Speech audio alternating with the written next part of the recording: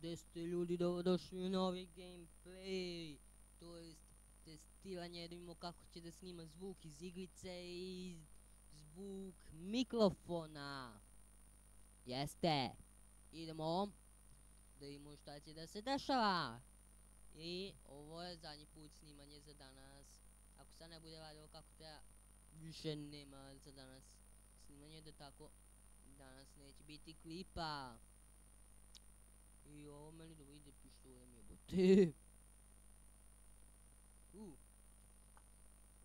Inače, ovaj klip neću da dužim, zato što je ovo samo najobičniji klip, testiranje, koje ću da postavim na YouTube.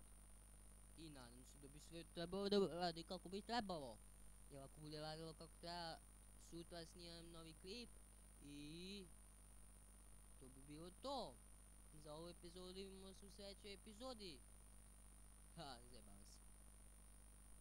Nećemo još, nećemo. Ovaj će jako kratak klip da bude.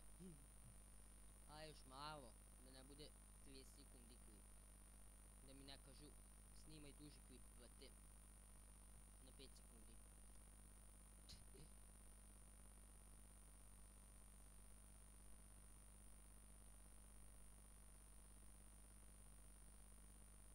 Da, tako, evo ga, vidite.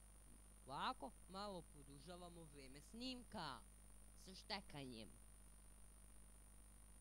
Šu, ti meni ubio. Čekaj, barem da kupim pušku. Kad jednom umrem sa puškom, onda je to za ovaj klip. Idemo. U napad! Idemo, braćo moja. Aj, braćo, idemo u novo testiranje klipa.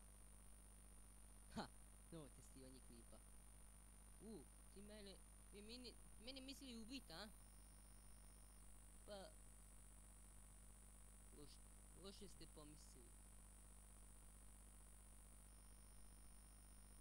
Ovaj dobro mislio da će mi ubiti. I to bi to bilo za ovu epizodu, vidimo se u sljedećoj epizodi.